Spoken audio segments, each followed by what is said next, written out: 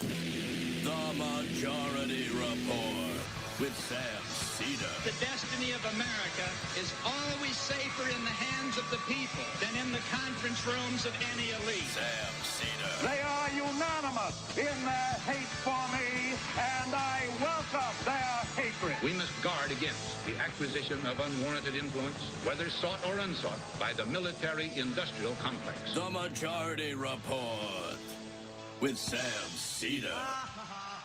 Ever get the feeling you've been cheated?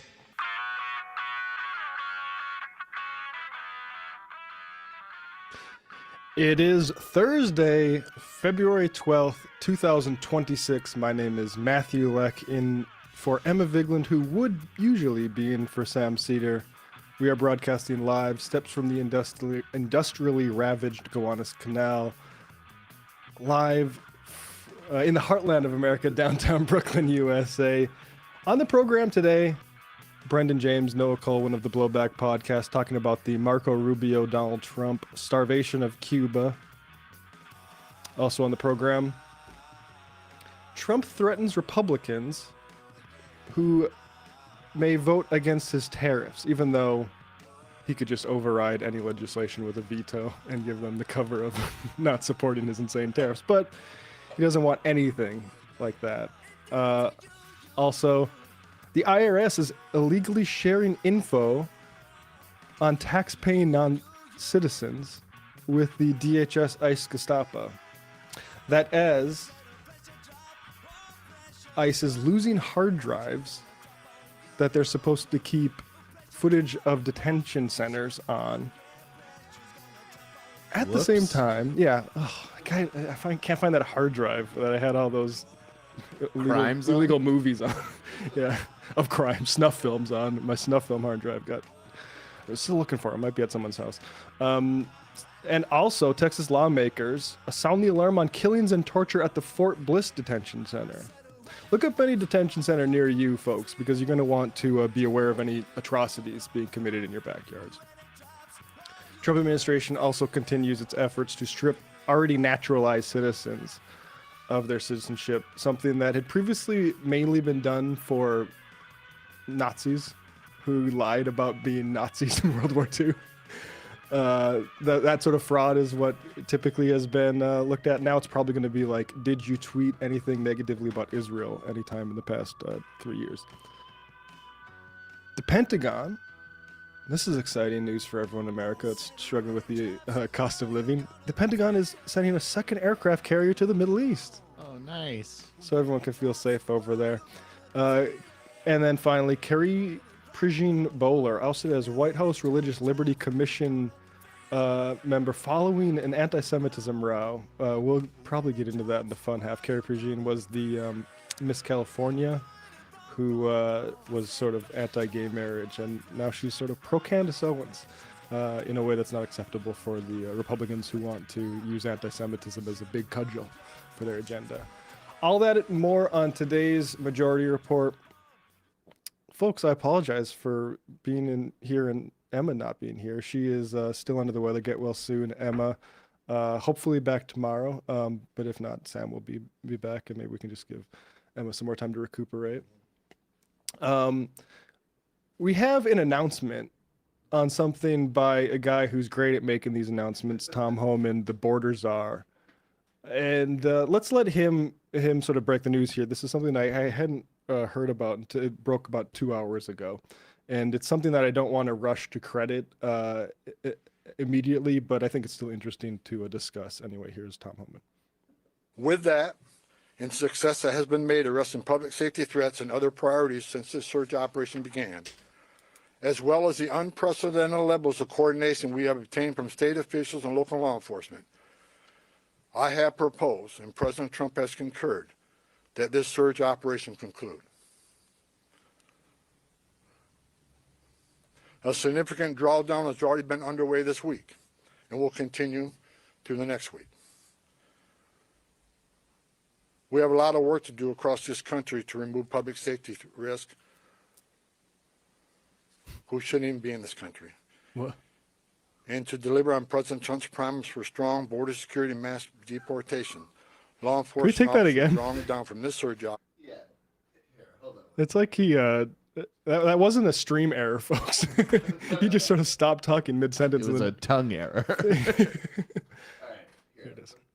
Maybe it was us. Let's give him another chance. Shouldn't even be in this country. And to deliver on President Trump's promise for strong border security and mass deportation, law enforcement officers drawing down from this surge operation will either return to their duty stations or be assigned elsewhere to achieve just that.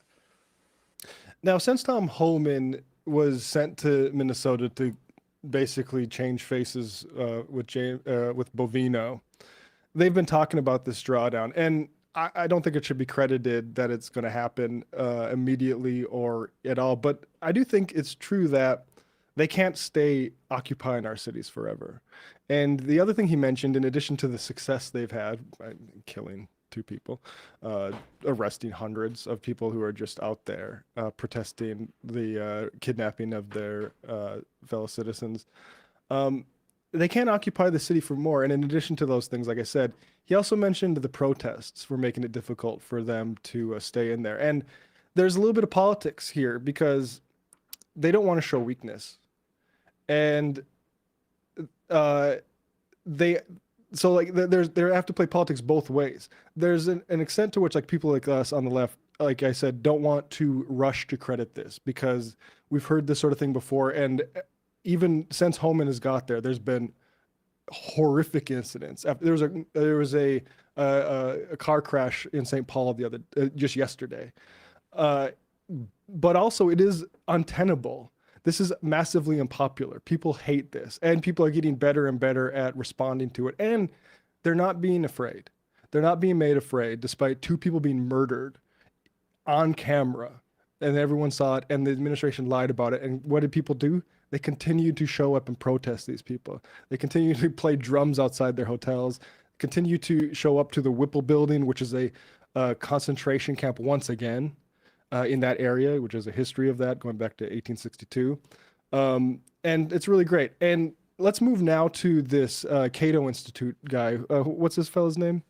David J. Beer. Yeah, and there's Cato Institute's not my preferred,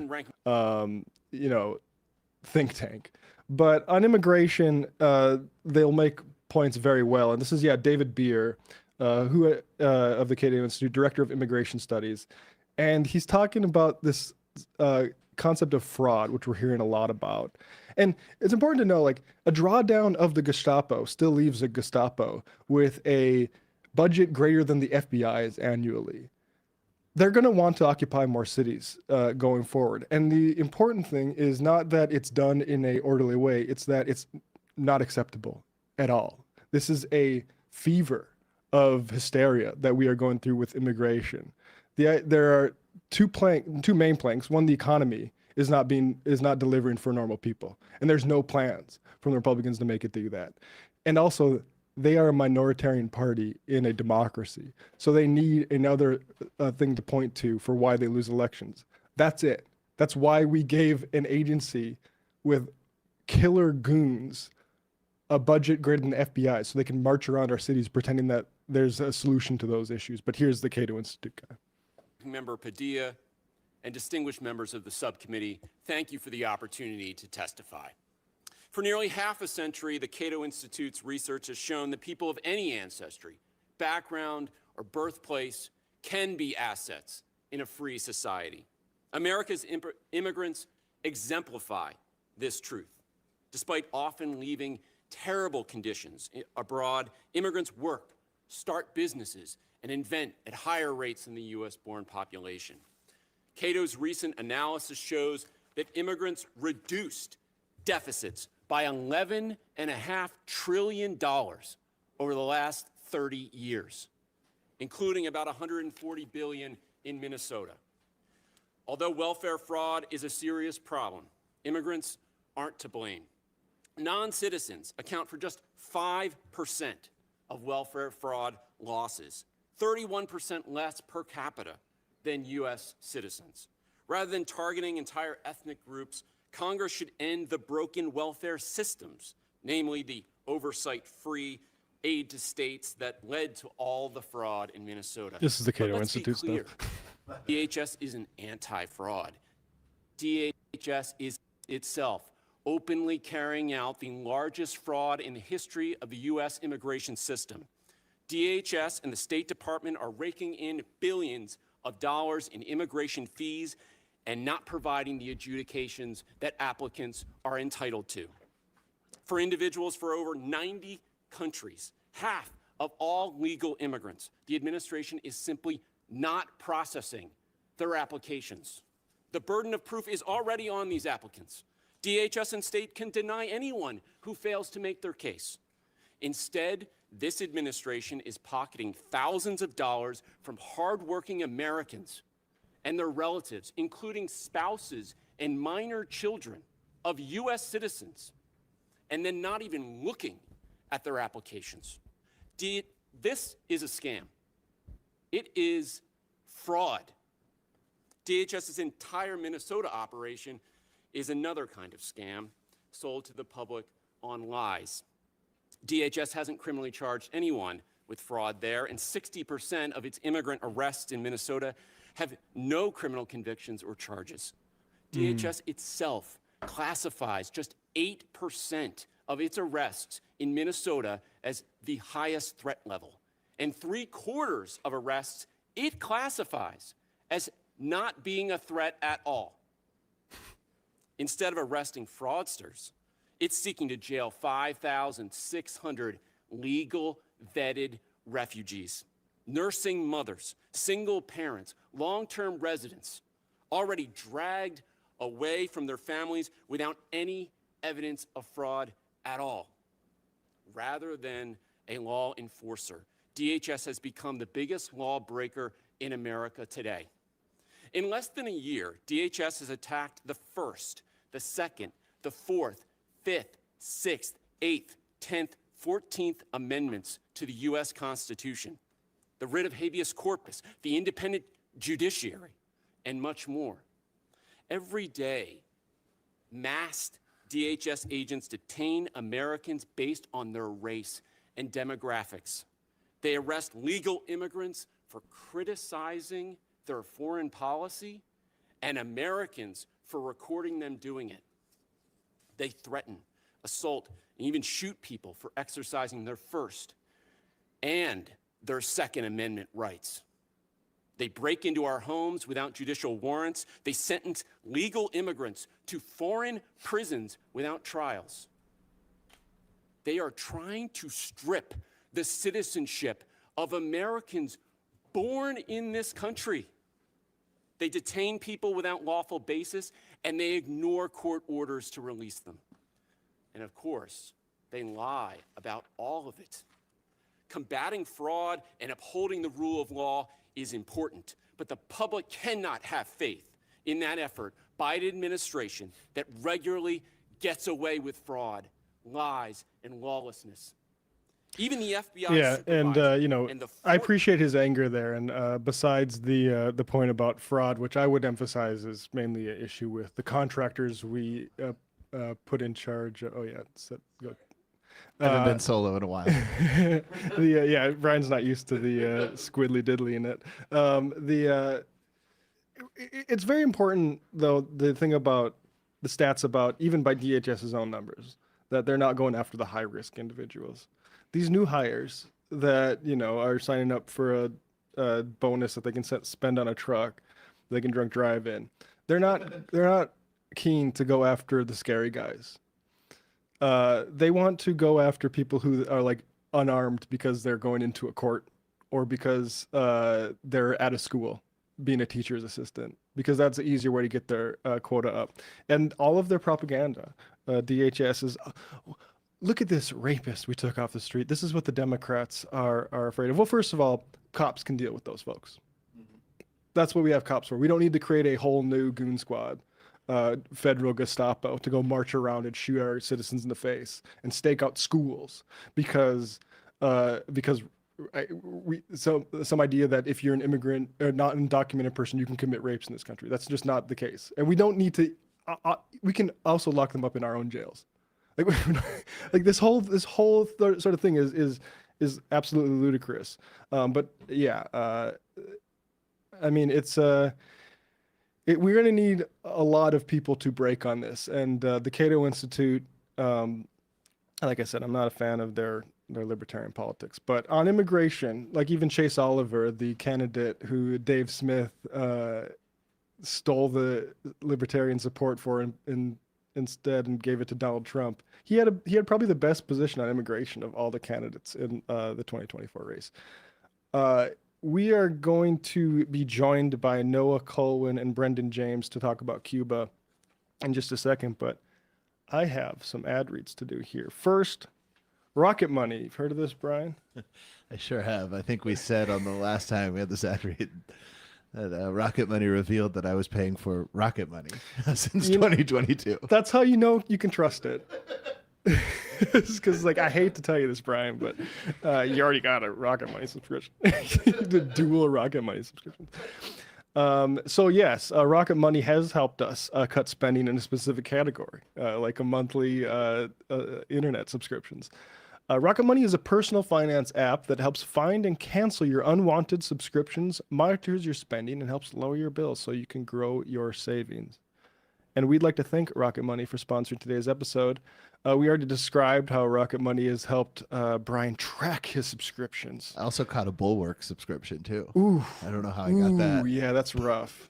There was a Substack that I don't want to say who it was, but it's a journalist who has fallen out of favor, and I realized that I had briefly subscribed to that and kept the thing going. It's like, you gotta pull the plug on that.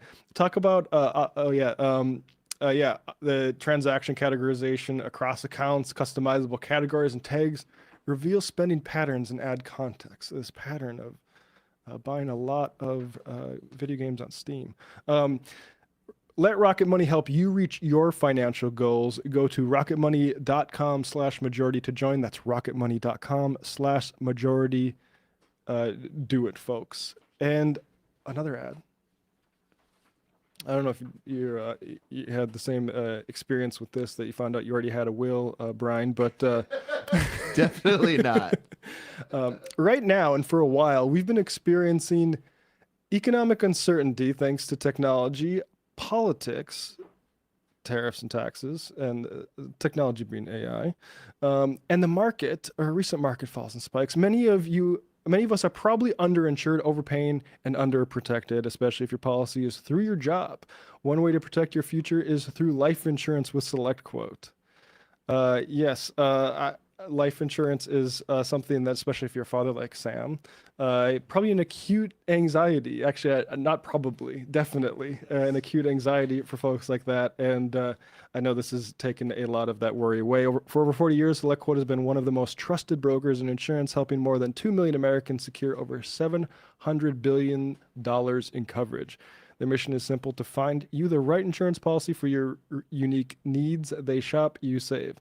Unlike other one-size-fits-all life insurance companies, SelectQuote's licensed agents work for you. In as little as 15 minutes, they'll compare policies from top-rated carriers to find you the best fit for you. And they work for you for free. Head to selectquote.com/majority and an unlicensed insurance and a licensed insurance agent. I don't know why I would have thought it said, and a licensed insurance agent will call you right away with the right policy for your life and your budget. No medical exam, no problem. They partner with providers offering same-day coverage up to $2 million without needing to visit your doctor, have high blood pressure, diabetes, or heart disease. SelectQuote has partners with policies designed for many pre-existing health conditions, so you get the protection you deserve. Life insurance is never cheaper than it is today. SelectQuote, they shop, you save. Get the right life insurance for you for less and save more than 50% at selectquote.com/majority. Save more than 50% on term life insurance at selectquote.com/majority to get started. That's selectquote.com/majority. We're going to take a quick break here, and we'll have Brendan and Noah in. We are back. Welcome back to the Majority Report, folks. Returning to the show, Brendan James and Noah Kulwin of the Blowback Podcast. Guys, thanks for being here. We have, you're never really talking about that cheery of topics, frankly, when you're here, but we got another atrocity America's committing. So Cuba, just for folks, let's start with you, Noah. Why is Cuba in the news right now, as opposed to, say, like our long-term strangulation of that country? Sure. So, in the wake of the kidnapping of Venezuelan leader Nicolas Maduro in early January, shortly thereafter, the U.S. began making noises about how Cuba was next on the list. And the way that it is manifested most dramatically is Trump's threat to issue massive tariffs on any company, or sorry, any country that sends fuel, in particular oil, most of all, to Cuba right now. And consequently, because Cuba does not produce enough oil to keep its grid running and to meet the needs of its own country, this has resulted in sort of a slow siege that is picking up steam in Cuba, which is, kids are being sent home from school. There's no power. They have massive power outages as a result of this intensified action. And it is not clear what the Trump administration is after beyond just trying to see if they can foment a collapse of the government at the price of, negatively affecting the lives of, almost 10 million people. And Brennan, can you talk about you've both returned from Cuba a couple weeks or a week or change ago. Can you tell folks why you were there and what you saw there? We had heard that there was the probability of increased pressure on Cuba, and we thought we were also in Latin America to cover a sort of conference or summit in Bogota in Colombia, Nuestra America, which sort of was an interesting prelude to what happened in Cuba over the next few days, because the summit was about increased cooperation, or the goal of increased cooperation and solidarity at the moment of a lot of aggressive actions taken by the Trump administration, the kidnapping of Venezuela's leader being the most prominent. But then we got to Cuba, and there was, while we were there, this new measure of cutting off the island from any of its regularly scheduled fuel deliveries, chiefly and most importantly from Mexico. So that happened while we were there. It was just coincidence, but we were able to speak to people and listen mostly to what the anxieties and what the expectations were going forward from this new move by the Trump administration. And what, that wider political context of the Caribbean states, I'm curious, either of your perspectives on that, because the Maduro thing, like you said, Claudia Sheinbaum in Mexico has been sort of lamenting the embargo. I'm not sure, have they sent, I'm not sure what the status is of if they're going to send oil, but they're not. They've sent aid, and there are aid deliveries being made. I think the latest country to announce that they're sending aid is Chile, and that comes on the heels of China and Russia. But nobody is sending oils, and all of the statements are qualified and caveated tremendously. For example, the Chinese statement says that they will help Cuba to the best of its ability. And so none of these governments I've seriously talked about sending oil against the American demands. I believe yesterday Russia did say it would send fuel, quote unquote, soon, but that's about all that at least the Reuters report that I saw said. I mean, that's the thing, is like all of this acting in, like, I mean, maybe intensifying of American imperialism. I think it could be interpreted as weakness, but it doesn't seem like the rest of the world is interpreting it that way. I'm curious your guys' perspective on that. Sorry, you go ahead. I think one way of looking at it is that just because something is in decline doesn't mean that it's not dangerous. And while it is true, I think that America's ability to project power in the way that it has, that made the 20th century the so-called American century, well, that may be slipping, and we see evidence of how that kind of rot is growing from within day by day. Some animals get quite dangerous when they're cornered, or when they're sick. And I think that many countries are understandably concerned about the capacity of the United States to deal damage in such a state.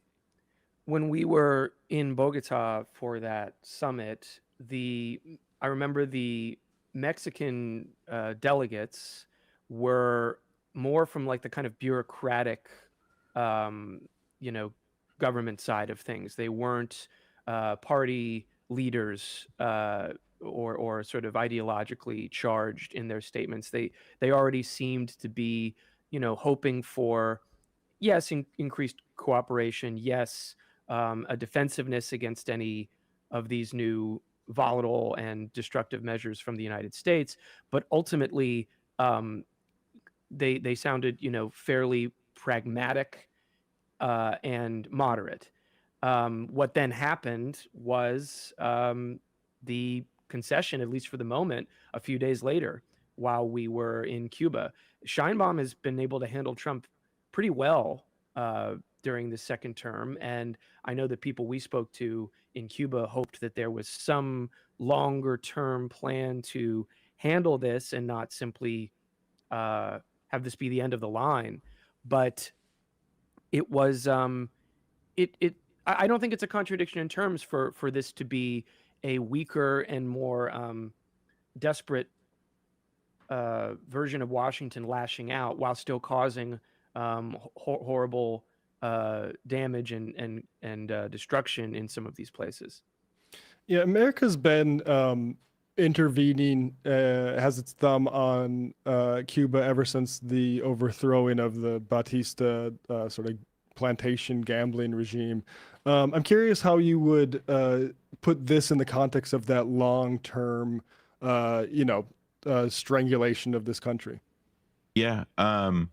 You know, Thomas Jefferson thought Cuba should have been an American state.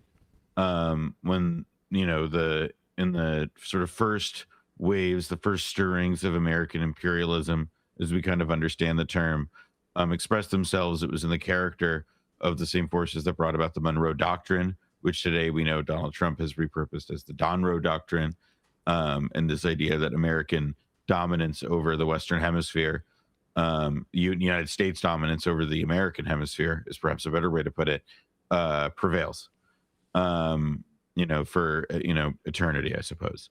A pretty clear retrenchment in the face of clear shortcomings in its, you know, against the fact that America's weaker than China and so forth. I think that is the latest incarnation of, as you described, what is a long heritage of U.S. I guess impunity in dealing with the little countries that populate the global South, and that the U.S. has pretty uniformly supported the most reactionary elements in order to prevent forces of social change and progressivism from developing. And in that respect, yeah, I don't think that you can really, you know, look at what the U.S. is doing in Cuba at this moment, or doing to Cuba at this moment, and say that it's all that different. Yeah, and this is sort of stuff that Blowback covers, these sorts of, grand, horrific events of imperialism, but it does seem like we're in a period of like an end game, whereas whether the West Bank stuff and Gaza, the Maduro thing, I'm curious, like that's where we're at right now globally, isn't that right? I think that there is, in the case of Cuba, to stick with that for a moment, you know, you have this odd mixture of MAGA-ism that's announcing everything as a bold and up until now unconsidered brilliant strategy to finally get American interests on the table for many of these countries. Yet it's coexisting with old-fashioned neocon speak and ideology. Because Marco Rubio, who's an old neocon, he's, you know, I know he's tried on some different hats over the past few years, but when it comes to these things, and especially Cuba, because, you know, he himself is Cuban and dreams, it's been his dream to preside over the fall of the Cuban government as it's existed since the revolution. He's the one actually calling the shots and making policy. And as Noah reported with others at, was it Drop Site, Noah? You'll have to remind me. The other day, he has been telling even his own president that, oh yeah, we're in touch with the Cubans, I'm handling it. Whereas the Cubans themselves have said, we are not in any kind of dialogue right now, even though we would they would probably welcome it. So even just the letterhead saying MAGA, but then all of the policy details being in neocon speak about the rescuing the Cuban people, delivering the Cuban people a new government. That's the old school stuff of, back to Kennedy and this continuity we've been discussing, strangling the island so that it will, burning the village to save it, or whatever you want to call it. So it'll pass into a new phase of good relations with America, and most importantly, new markets for America and its friends. But Trump himself, while I'm sure he's very ignorant of all this, he may be considering, without Rubio telling him what to do all the time, that this could be like Venezuela, where they swooped in and they made a bold and, to many people, horrifying gesture that then resulted in a deal getting made for the benefit of Americans, which would follow up, at least ideologically, with the MAGA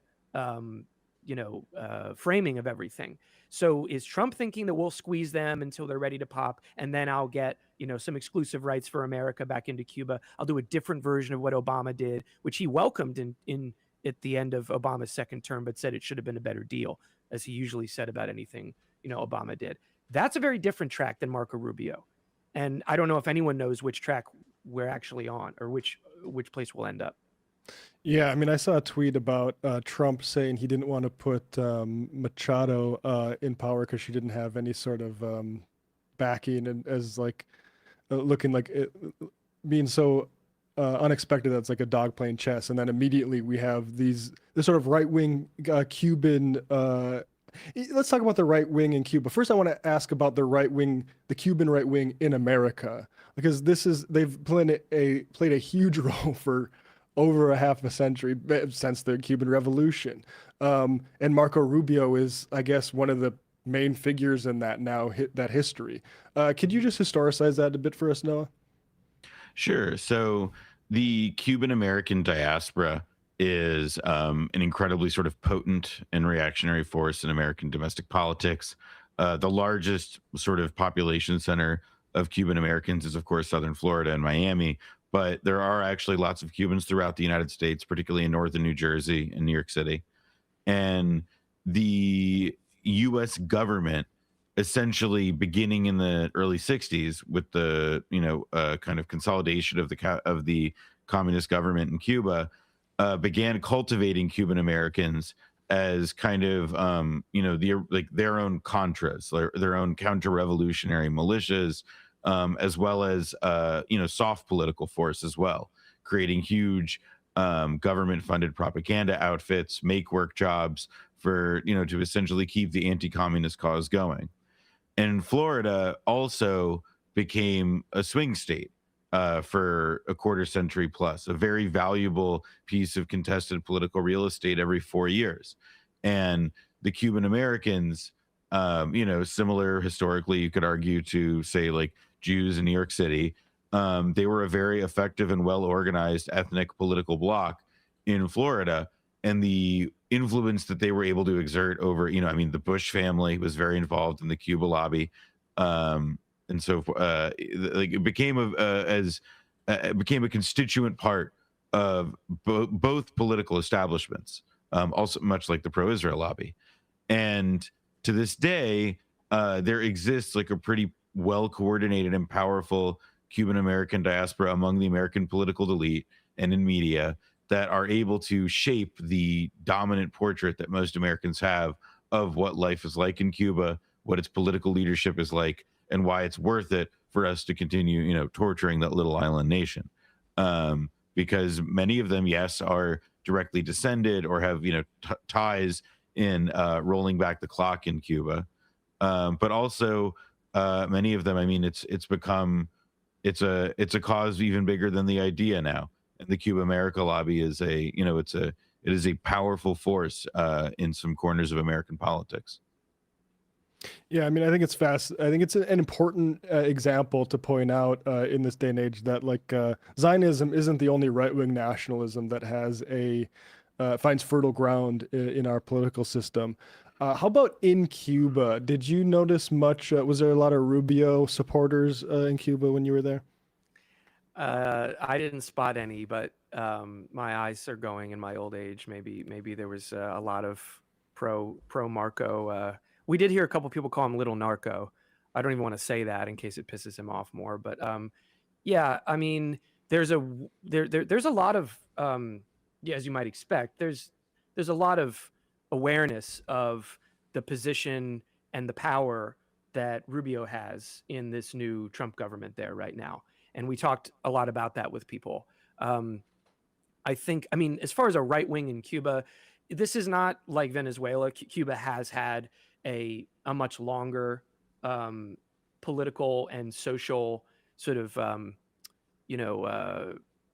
homogeneity since the revolution. Whereas in Venezuela, you have your like Venezuelan versions of Fox News where they called Chavez Hitler too, or maybe they like Hitler, but they called him Stalin too, or whatever. And you can actually see a more divided and nasty political showdown. That's not really the case in Cuba. So the center of power for any kind of reaction is in Miami and in Washington, which is partly why I think that there is this sort of wait and see attitude at the moment, at least from observers like us, but also I'm sure maybe to a certain degree to Marco Rubio himself. I mean, he was really feeling himself that week we were there and a couple days after. But as we've, all adjusted to with the Trump era, now eyes are on Iran. Tomorrow, maybe it'll be Greenland again. Maybe it'll be someplace totally new. So I think in order to build a consensus, the way that the Bush administration, for example, did incredibly deliberately for the period of a year and a half, if not longer, before the invasion of Iraq, for some large scale or significant action against Cuba, right now it's just one of many plates that they've got spinning. And while people are very scared there, and we had some friends who said as we left, they said, hope to see you again, either because they maybe have to move or they have to flee or something worse. It still doesn't entirely seem like the administration knows what it wants to do. Hence why Rubio says, oh yeah, we're having discussions, and the Cubans aren't even privy to that. Yeah. For folks wondering like what Cubans want, I mean, I think generally it'd be a normalization of trade relations with the rest of the world. What other like sort of demands did you hear from folks, or I mean desires did you hear from folks when you were there? I mean, I think a lot of it's the same as what anybody wants. They really they would like to have electricity all the time. They would like to have enough energy to run the country. They would like to, for people who are starting businesses in Cuba to be able to like do business internationally and bring in foreign exchange and help stabilize the economy and let it participate normally in the world economy. I think people would like it to make it easier to have relationships with people in the United States. Cuba is 90 miles off the Florida coast, and many Cuban families in Cuba are both, linked by blood and by economics with family in the United States. And a huge chunk of what also has to happen is a process by which those relationships can be eased as well. To me, there's a very clear that when you talk to people that, there is at least I found an incredible sense of curiosity about what the average American thinks, whether or not they can really stand Donald Trump. And then also, a sort of, a bewilderment about like, why is the U.S. care so much? Like, why are they doing this? Because it's not the logic to them is even, aside from just putting it in the context of history. I mean, we can all do that. That still doesn't satisfy the immediate reality. And I think it's a very the sense of tragedy is heavy. Yeah, I asked that because we got a comment about civil liberties, and I have no shyness about talking about civil liberties in other countries, but I will warn folks that like when we're talking about places like Cuba or Venezuela, I can't, and I'm curious what your guys' perspective is, I think it's ludicrous to divorce that from the, like, say, how we've tried to assassinate their heads of state for years and years and years. But I'm just curious what you would respond to somebody who asks you to talk about civil liberties in Cuba. Here's how I would respond. They're at war. If they're currently asking or piping up about civil liberties in Ukraine, then I guess power to them. They're checking everybody off the list. But if they're not currently talking about how there's no elections in Ukraine, how Ukraine has shut down free press, how Ukraine has had to curtail what was considered some kind of liberal order, I don't really see why they're so interested in Cuba, which is also at war, or Venezuela, which has been threatened by war, but actually had more liberties than this questioner may be aware. I don't know why they're so curious about the one case and not the other. And that, I think, has been the mentality since the revolution. It hasn't just been assassinations, by the way, assassination attempts and successful assassinations. There's been obviously threatened invasions. There have been CIA operations and terrorism inside of the country. There have been homegrown terrorists from Cuba cuddling up with the US and then hijacking planes, murdering people, networks that stem from the United States, trying to infiltrate Cuba. It's war. And no sensible country would be expected to dot the I's and cross the T's of an American observer popping off about it because they hear that, you know, there is that whole one-party state problem there. What's that about? Well, I think a glance at the history answers that question. And I would just say again, if you don't have a problem with the Ukrainians doing what they need to do in a time of war, then I don't know why you're picking on the Cubans. Yeah, I think any liberal in America should be able to understand that war is not conducive to civil liberties in our current environment after the Department of Homeland Security. Yeah, go ahead, Noah. Well, I would also add that it's like, you know, like we're not also just like, you know, like what does it mean that they're at war? Like our government actively funds organizations, you know, whether it's, you know, historically been to the National Endowment of Democracy. By the way, organizations that have been able to keep the lights on despite all the Doge cuts to other organizations under this funding purview, because after Doge cut them, Rubio turned the money spigot back on for this stuff. You know, they actively, they are trying to sustain a narrative on social media about Cuba that like reality can't support. And, you know, like political prisoners exist in Cuba. As we said, it's both a country at war and our government, the government we ostensibly, you know, are supposed to have some influence over, or at the very least are implicated in by virtue of, you know, it's our government. Where we have citizenship, where we vote. Our government is the one actively trying to, you know, develop wedges in civil society there for the purpose of sowing enough disorder to lead to a, you know, spontaneous collapse of the state there, leading to intense suffering, more than we already have. It's just, to me, not they're strangling the country. Yeah, it's not a credible concern. This is one of the one thing that is very clear that we got while we were there is this is worse than the special period, which if people don't know, was the period after the collapse of the USSR, which was thought to be maybe the high point of the apocalyptic breakdown of the socialist bloc in any country that was left standing after that happened. For many years, it was thought that those were the worst times. They're behind us.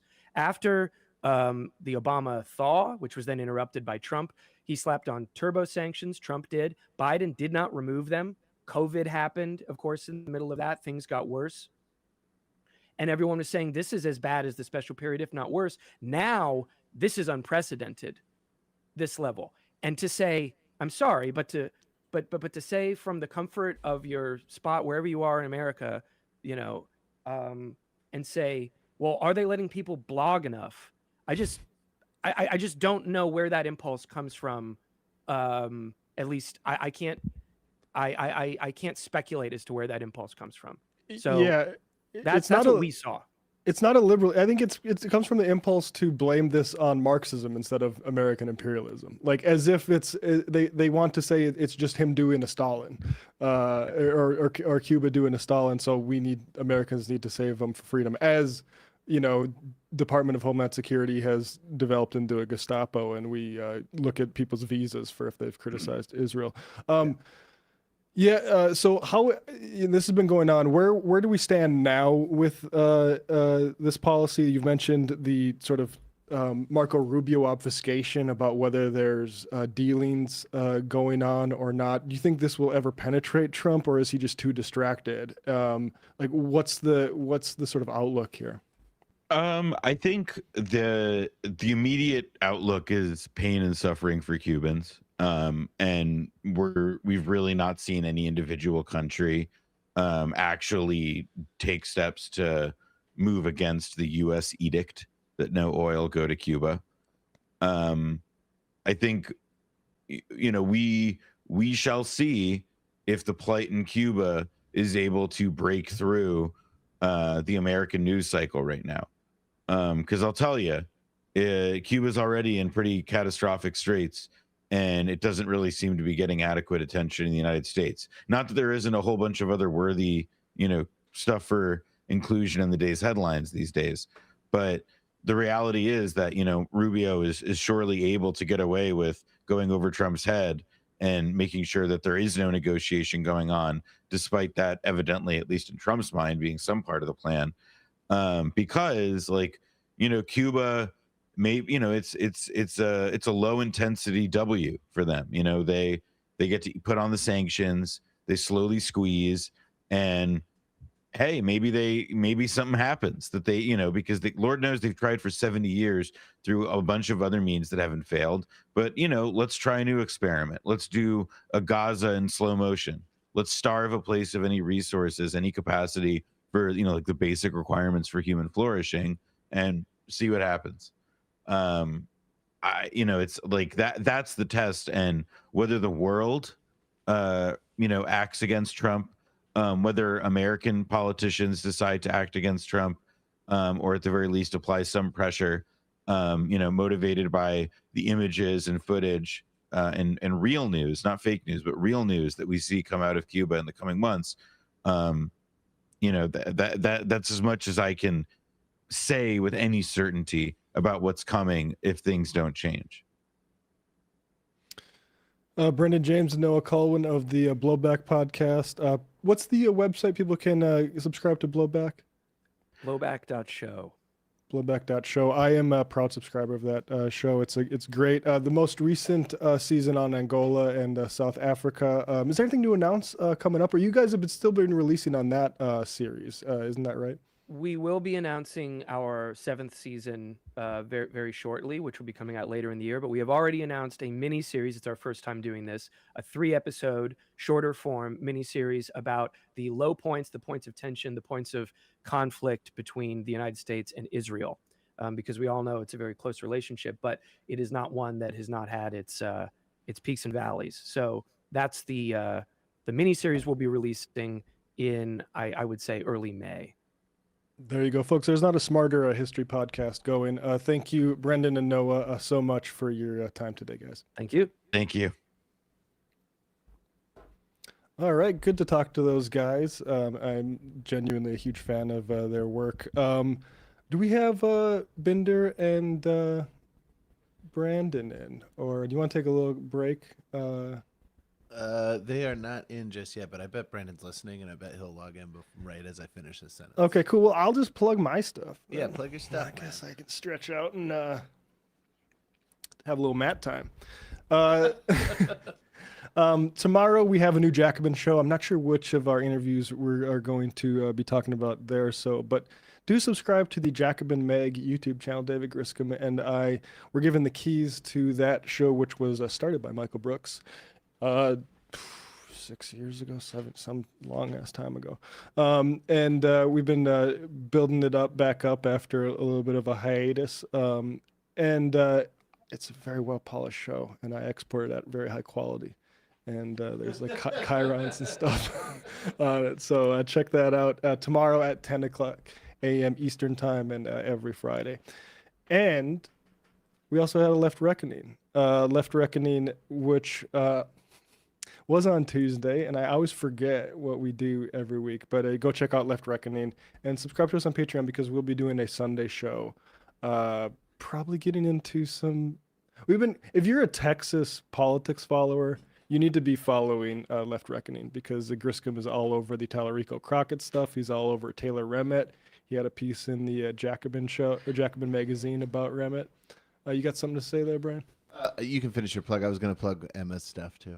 Yeah, go ahead and plug Emma's. What she got? March 22nd, she's going to be at the Dynasty Typewriter in Los Angeles, California, doing a live bituation room with Francesca Fiorentini.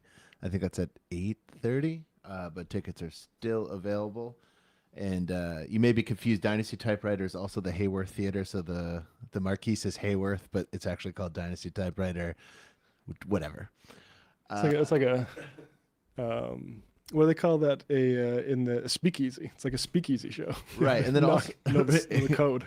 And then also Emma's hosting Griscom's book event in New York. I'm trying to remember. I'm looking up where that is. That's true. I don't know if it's worth plugging though because that's all sold out. So you're gonna just need to buy David Griscom's book, folks, because you ain't gonna get into that event. Right. As far as I'm concerned. But David Griscom's book is coming out soon, and it is selling well from what I can hear because people are very interested in hearing a lefty talk about Texas politics. Matt Binder. Can you hear me? I can. Can you hear me? We can in 1 second here. I think we might have to re-enter Binder into. Let's just take a real quick break here, and then we can. Not the fun half. The just the news break, so we can get the. Be right back.